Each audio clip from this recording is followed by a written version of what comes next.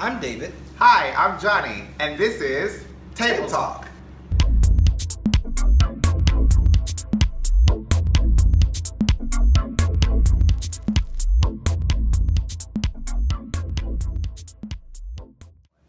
We created this space to invite conversations that impact our community.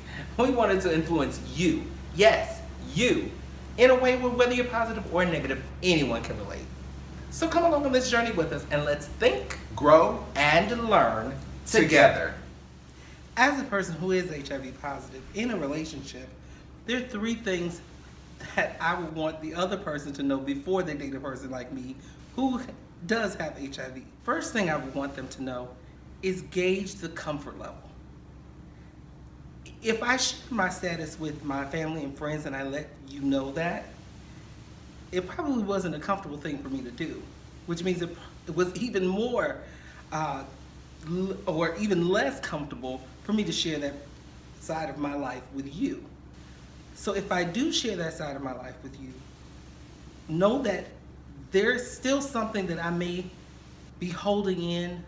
I remember there was a time when I stated to my new partner at the time that I would never ask him to get a pill for me. I would never ask him to get my antiretroviral therapy because I thought that this virus just affected me. Because I was the one that was infected, I was the one that was affected. Not true. If I am going to be in a relationship with anybody, that means that that person is just as affected as I am. And knowing my comfort level and how I choose to share or disclose my information may help build on the success of a long-lasting relationship between the two of us.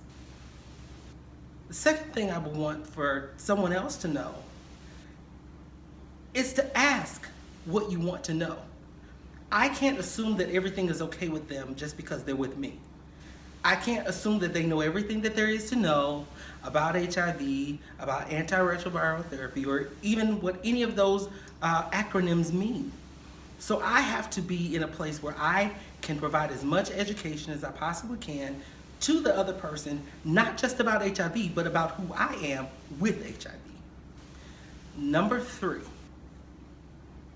be present. If I could ask anybody who wants to engage me intimately, I would say to them, please be present. If I need to share, if I need to talk, if I need to cry, if I need to cuss, scream, and shout, just be there.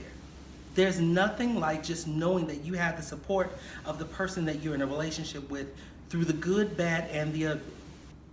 As the HIV negative person, before you date a POZ person, I'll tell you like someone told me, there is a question you must ask yourself. Are you ready to be a caretaker? That is probably one of the most crucial and important questions to ask in this type of relationship. Whether you have 2 positive people, whether you have a positive and a negative person, which is a discordant couple, you have to ask that question. Are you ready to be a caretaker? And it's not so much that you have to be a caretaker from day one. You really just never know what's going to happen. This person can be in the best of health when you meet. They can be vibrant, full of energy, but at any given moment, any given day, some things could change, and you have to make sure that you're willing to be that support for that person, because that's probably one of the most crucial times they're going to need you to be a support for them in their lives. I think the second thing, if you're negative and you're going to date a POZ person, develop a routine. For me, my partner and I, we developed our routine very quickly. From day one, my partner shared with me the status of his relationship. I understood what all the numbers were. I was able to talk to my doctor. His doctor was able to provide more information for me. He was able to provide more information for me. And we were able to say within our relationship, you know, he has his routine every 6 months. I have my routine of getting tested every 3 months. And it's been almost 5 years, and it's worked wonderfully for us. So developing that routine is crucial because everybody's routine may be different, Because if you are a positive and a negative, you may have one routine versus two POZ people may have a different routine. But regardless, the routine is very important. And the last thing I would suggest for a negative person thinking of entering that POZ relationship, mentally, are you ready?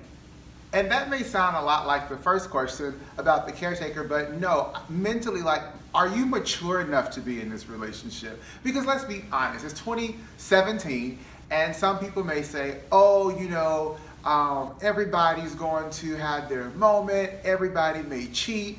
But the thing is, when you are a negative person and you're in a relationship with a positive person, cheating is bad, I feel, regardless. But cheating can take on a new meaning in your dynamic, because if you go out and you contract something else and bring it back, it can just cause an entirely new situation that neither one of you really have to be in. So mentally, I always have to ask, like, are you there? Can you be present with that person? Because it's support takes on a lot of forms, and what I've learned about my partner is, support is more than just showing up to support something that he may be performing at or speaking at. Support comes in the form of, hey, did you take your medication today? When we're traveling, we're going out of town, hey, did you pack your medication? And I hate to sound like I'm like a public spokesperson for medication adherence, but you want to make sure you're living the best life that you can live. So there is nothing wrong with making sure that you help in the accountability of making sure they have their medication. So again, those are my 3 things for a negative person who wants to date a POZ person, and you can have a very good relationship. We're living in a day where chances are you will run into someone and enter into a relationship with someone who is HIV positive in your lifetime. The numbers are staggering, and they're continuing to rise. As a discordant couple, we continue to find ways to make our relationship work, be it through medication adherence, just be it through honesty and communication. As he stated, being supportive, being present, knowing that you are mentally, physically, and emotionally ready to handle any type of relationship is key to a successful life between you and the person you choose to share your life with. I'm David. I'm Johnny. And we'll see you right back here next time at the table. See ya. Bye.